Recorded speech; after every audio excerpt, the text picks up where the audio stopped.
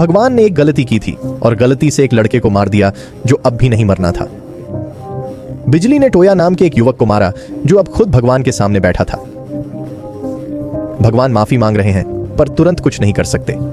भगवान उसे एक प्रस्ताव देते हैं। वे टोया को दूसरी दुनिया में भेजेंगे। ये दुनिया जादूगरों और जादुई प्राणियों से भरी है और चूंकि भगवान अपनी गलती का सुधार करना चाहते हैं, वे टोया को जादू में इतनी ताकत देते हैं कि वह आसानी से न मरे। टोया को नहीं पता था कि भगवान ने उसे कितनी अद्भुत शक्तियां दी हैं। टोया मोहित होकर उस दुनिया में पुनर्जन्म लेने को तैयार हो जाता है। उसका एक छोटा सा अनुरोध है। वह किशोर है और अपने मोबाइल से अलग नहीं हो सकता, वरना वह मजेदार ट्वीट कैसे करेगा।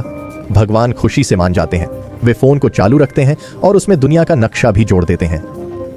टिपिकल भगवान। अपनी कमियों को सुधारने के बजाय वह सुपर ह्यूमन बनाने की ओर बढ़ रहा है। टोया बेहोश हो जाता है और एक शांत नई दुनिया में जागता है जहां इमारतें कम और पेड़ ज्यादा हैं। यह एक आदर्श दुनिया है। जागते ही उसे भगवान का फोन आता है। उसने फोन की जांच और टोया को आनंद लेने की सलाह देने के लिए कॉल किया था। भगवान ने अपना नाम संपर्क में भगवान के रूप में सेव किया था। टोया जल्द ही एक गांव पहुंचता है जहां एक स्थानीय डिजाइनर उसकी अनोखी पोशाक देखता है। उस आदमी ने ऐसा कुछ पहले कभी नहीं देखा था। स्पष्ट है इस दुनिया में कार्दशियन नहीं थे। वह टोया को कपड़े और पैसे देने की पेशकश करता है अगर वह अपने कपड़े उसे दे दे।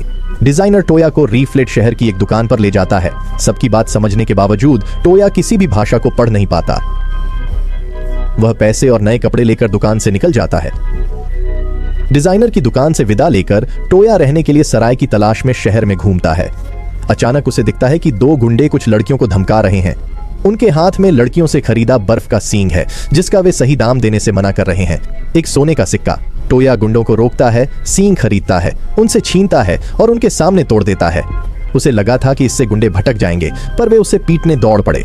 लेकिन भगवान के संवर्धन की वजह से टोया गुंडों को आसानी से हरा देता है। ऐसा लगता है जैसे वे उसे धीमी गति में मार रहे हों। घटना के बाद दोनों लड़कियां खुद को जुड़वा बहनें एल और लिंडसे शिहोसुका बताती हैं। टोया अपना पूरा नाम बताता है और लड़कियां सोचती हैं वह इशिन नामक देश से है और उसकी मदद करने का फैसला करती हैं। टोया उन्हें सींग का पैसा देता है और बहनें बहुत आभारी होती हैं। वे उसे पास की सराय में ले जाते हैं जहां वे रह रहे हैं। अगले दिन लड़कियां टोया को एक गिल्ड में ले जाती हैं जहां से साहसी लोग मिशन लेकर पैसे कमा सकते हैं। जैसे ही वे बोर्ड पर मिशन देखते हैं, टोया को कुछ समझ नहीं आता क्योंकि वह पढ़ नहीं सकता। वे एक दल बनाकर साथ में मिशन पर जाने का फैसला करते हैं। पहला मिशन पूरा होने के बाद टोया लड़कियों से एक और मदद मांगता है। वह उनसे जादू और पढ़ना लिखना सिखाने के लिए कहता है। लिंडसे जादू में माहिर है, इसलिए उसकी बहन टोया की मदद करने की पेशकश करती है।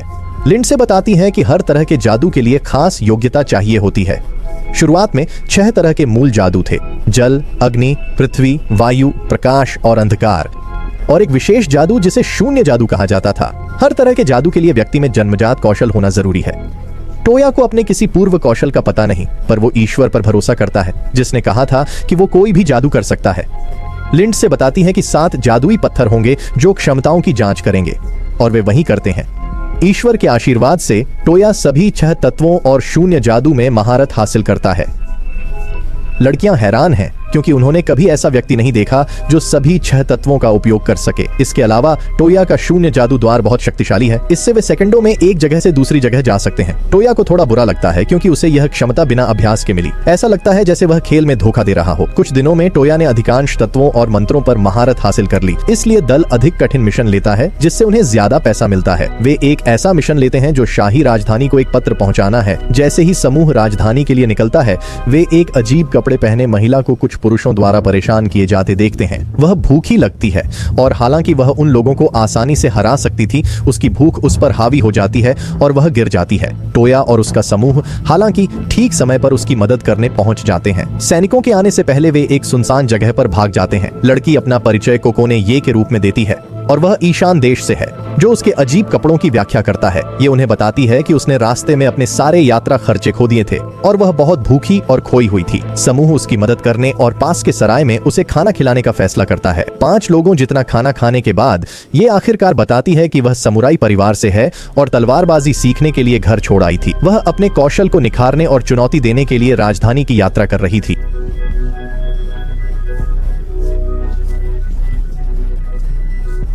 रास्ते में लोग। जुड़वा बहनें बताती हैं कि वे भी राजधानी जा रही थीं, इसलिए सब एक साथ जाने का फैसला करते हैं। राजधानी के रास्ते में लिंडसे टोया को शून्य जादू के सभी मंत्रों की एक किताब देती है। आमतौर पर शून्य जादू व्यक्तिगत होता है, एक व्यक्ति एक ही तरह का मंत्र कर सकता है, पर टोया चुनौती लेता है। वह सभी मंत्र पढ़ता है, फिसलाना, वस्तुएं स्थानांतरित करना, प्रकट करना और अपनी इंद्रियां तेज करना। बढ़ी हुई इंद्रियां। जैसे ही टोया इंद्रियां तेज करने का मंत्र इस्तेमाल करता है, उसे खून की गंध आती है और समूह वहां दौड़ पड़ता है। छिपकलियों का एक गिरोह कुछ सैनिकों को हरा देता है जो किसी की रक्षा कर रहे थे। पास में एक जादूगर मंत्र बोल रहा है और अधिक छिपकलियों को बुला रहा है। टोया और उसका दल वहां पहुंचकर छिपकलियों पर हमला करते हैं और जादूगर को भी काबू में कर लेते हैं। किसी को छाती में तीर लगने से बुरी तरह चोट लगी थी और टोया ने पहले स्थानांतरण जादू से तीर निकाला, फिर हील जादू से उस व्यक्ति को पूरी तरह ठीक कर दिया। टोया बहुत शक्तिशाली है। गाड़ी में बैठी लड़की सुशी ऑर्टलैंड स्थानीय ड्यूक की बेटी निकली और घायल व्यक्ति उसका प्रबंधक लेम था। वे राजधानी जा रहे थे और जादूगर ने उन पर हमला किया था।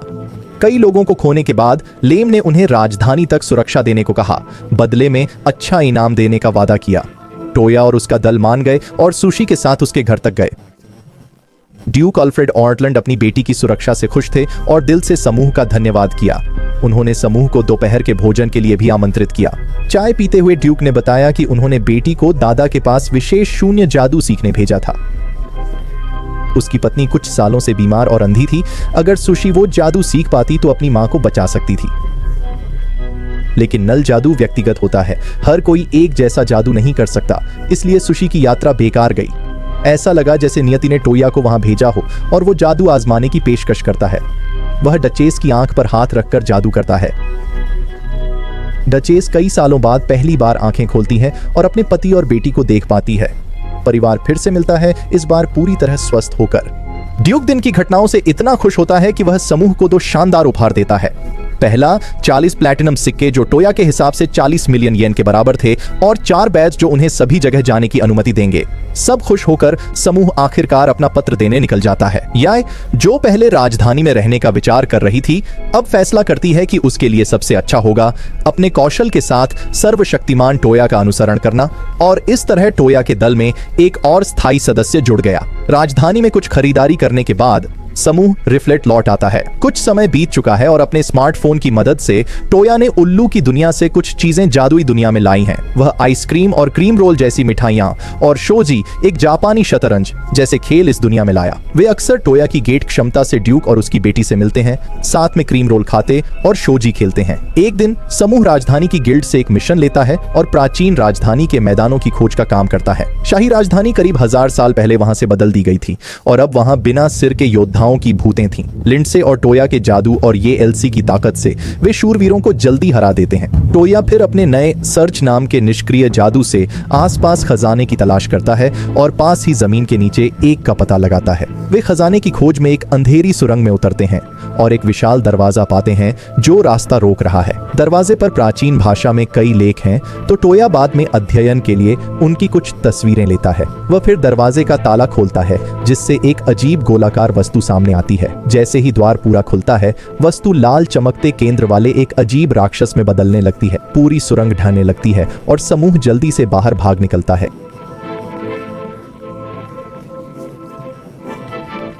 टोया के गेट मंत्र का उपयोग करके बाहर निकले। राक्षस उनका पीछा करता है। पार्टी जल्दी से हमला करती है पर वह फिर से जीवित हो जाता है। टोया समझता है कि कोर को नष्ट करना है। लिंडसे और याई की मदद से वह कोर को अलग करके एलसी को फेंकता है जो उसे तोड़ देती है। राक्षस फिर से मृत हो जाता है और जमीन पर गिर पड़ता है। पार्टी ड्यूक को रिपोर्ट करती है। टोया कहता है कि वह खंडहरों की तस्वीरें भेजेगा। ड्यूक को राक्षस के बारे में पता नहीं, पर वह जांच का वादा करता है। अगले दिन टोया तस्वीरों के साथ लौटता है। ड्यूक उसका स्वागत करता है। वह बताता है कि राजा को जहर दिया गया है और उसे मदद चाहिए। टोया उसके साथ जाने के लिए तैयार हो जाता है। रास्ते में ड्यूक बताते हैं कि उनका देश पड़ोसी बीस्टमैन राष्ट्र मिसमेड से गठबंधन करने वाला था। अपराधी शायद गठबंधन के विरोधी प्रभुओं में से एक है। समस्या यह है कि राजा की एकमात्र वारिस उनकी बेटी राजकुमारी युमिना है। अगर राजा मर जाए तो रईस उसकी शादी किसी ऐसे से करा देंगे जिसे वे नियंत्रित कर सकें और देश को बर्बाद कर दें। ड्यूक चाहता है कि टोया अपने उपचार मंत्र से राजा के शरीर से जहर निकाल दे, इससे पहले कि वो मर जाएं। उनकी गाड़ी तेजी से राजा के महल पहुंचती है, जहां काउंट बाल्का नामक एक रईस उनका स्वागत करता है। उसके चेहरे पर कुछ ऐसा है जो उसे खलनायक जैसा दिखाता है। वह कहता है कि मिस मेड से आए राजदूत ने राजा को जहर दिया था और उसे गिरफ्तार कर लिया गया है। टोया और ड्यूक उसे पूरी तरह नजरअंदाज करके सीधे राजा के पास जाते हैं। राजा के सैनिक उसके चारों ओर इकट्ठा हैं और आश्चर्य से देखते हैं जैसे टोया वसूली का उपयोग करता है, एक ऐसा जादू जो युगों पहले खो गया था राजा को बचाने के लिए। इसके बाद टोया उस भोजन कक्ष में जाता है जहां राजा ने जहर पिया था। वह कमरे में जहर खोजने के लिए अपने जादू का इस्तेमाल करता है। जब उसे रहस्य का समाधान मिल जाता है तो वह बैठक में मौजूद सभी लोगों को बुलाता है। राजा, रानी, ड्यूक, राजकुमारी, सैनिक और यहाँ तक कि काउंट भी मौजूद हैं। टोया एक गिलास में पेय डालता है और कमांडर लियोन को जांचने के लिए देता है कि क्या इसमें जहर है। कमांडर इसे पीता है और पुष्टि करता है कि पेय में कोई जहर नहीं है। फिर टोया वही पेय राजा के गिलास में डालता है और काउंट बाल्का को पीने को देता है, जो हिचकिचाता है और रोने लगता है कि वह एक घूंट लेने के बाद मर जाएगा। पता चलता है कि राजा के सभी गिलास बाल्का और उसके आदमियों द्वारा जहर दिए गए थे। टोया ने अपने संदेह की पुष्टि करने के लिए उनमें से एक से जहर हटा दिया था। काउंट बाल्का को तुरंत गिरफ्तार कर लिया जाता है। राजा ने टोया को हर चीज में मदद के लिए धन्यवाद दिया। राजकुमारी युमिन टोया को पसंद करती है और उससे शादी करना चाहती है। राजा और रानी इस पर बहस भी नहीं करते। राजकुमारी की आंखों में लोगों की असली प्रकृति देखने की क्षमता थी। क्या यह असली अपराधी को खोजने में मददगार नहीं होता? टोया के विरोध के बावजूद राजा रानी उसे अपनी बेटी देना चाहते हैं। वह परेशानी का सबब रही होगी। टोया शादी के लिए नहीं पर साथ चलने देता है। राजा रानी आशीर्वाद देते हैं और युमिन को एक बनने की अनुमति देते हैं। टोया जैसा साहसी। वे रीफ्लेट लौटते हैं और युमिन गर्व से खुद को टोया की पत्नी के रूप में समूह से मिलवाती है, जो थोड़े निराश दिखते हैं। युमिन राजकुमारी थी। सब शक करते थे कि वो लड़ पाएगी, पर अपने आह्वान कौशल से उसने जल्द ही अपनी काबिलियत साबित कर दी। वह टोया को भी यह सिखाती है और टोया एक जानवर को बुलाता है। टोया के जादू में उन्नत कौशल के कारण वह सबसे शक्तिशाली जानवर व्हाइट एम्परर को बुलाता है और उससे अनुबंध करता है। वह उसे कोहाकू नाम देता है, जो एक प्यारी बिल्ली बन जाती है ताकि सार्वजनिक रूप से अपने मालिक के साथ रह सके। उनका अगला मिशन लड़कियों को खुश नहीं करता। उन्हें एक स्लाइम महल की जांच करनी थी। स्लाइम, खासकर हरे वाले, छूने पर कपड़े घलाने के लिए कुख्यात थे, इसलिए लड़कियां मिशन को लेकर उत्साहित नहीं थीं। टोया हालांकि शरारती ढंग से खुश था। अंदर जाते ही उन्हें कई तरह के स्लाइम मिले जो किसी के शोध के लिए बनाए गए लगते थे। लिंडसे को एक नोटबुक मिली जिसमें हर स्लाइम का विवरण था। ऊपर जाते हुए वे कुख्यात हरे स्लाइम से टकरा गए। वे भागने की कोशिश करते हैं, पर लोशन स्लाइम के कारण फिसल कर हरे स्लाइम में गिर जाते हैं। कोहाकू टोया को बचाता है, पर बाकी लड़कियां उन पर गिरती हैं और उनके कपड़े घुलने लगते हैं। टोया उन्हें जल्दी बचाता है, पर उनके कपड़े अभी भी काफी खुले हुए थे। वे जल्दी से पुराने कपड़े पहनकर जांच शुरू करते हैं। लड़कियों की पहले से ही इमारत को नष्ट करने की योजना थी। यूमे ने पिता को मनाने की सोची, पर टोया उन्हें रुकने को कहता है। वे मान जाती हैं, पर अंत बुरा था। महल में हो रहा शोध सबसे विकृत किस्म का था। शोधकर्ता ऐसा स्लाइम बनाना चाहता था जो महिला शरीर की नकल कर सके। समूह की महिलाएं अपनी आंखों के सामने इस भयानक कीचड़ को देखती हैं। महल पुरुषों की महत्वाकांक्षाओं के साथ जलता छोड़ दिया जाता है। उस रात इस दर्दनाक अनुभव के बाद समूह सराय में आराम कर रहा था जब उन्हें एक पत्र मिला। यह राजा का था, जो टोया को कुलीन बनाने के लिए उसकी उपस्थिति का अनुरोध कर रहा था। टोया तुरंत मना करना चाहता था, पर मना करने के लिए भी उसे औपचारिक बैठक के लिए जाना पड़ा। टोया के इनकार के बाद राजा रानी उसे एक विशाल हवेली प्रदान करते हैं। कोहाकू का मानना है कि यह शाही योजना थी, क्योंकि वे अपनी बेटी को सराय में नहीं रखना चाहते थे। टोया और समूह नई हवेली देखते हैं और उसे ड्यूक के महल जितना भव्य पाते हैं। टोया कहता है कि वे सभी वहीं रहेंगे। लड़कियां शर्म से लाल हो जाती हैं। वे सभी टोया को पसंद करती थीं, पर यूमे नेई के कारण चुप थीं।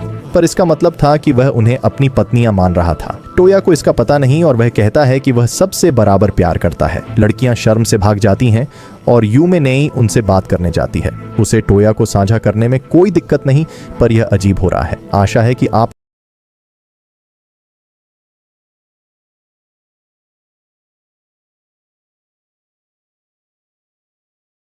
Disclaimer. We use video clips/footage in this video to help explain our voiceover in a way that is easy for everyone to understand. We believe this is within the rules regarding reviews and commentary. We are not trying to infringe on anyone or use their content without permission. Thank you.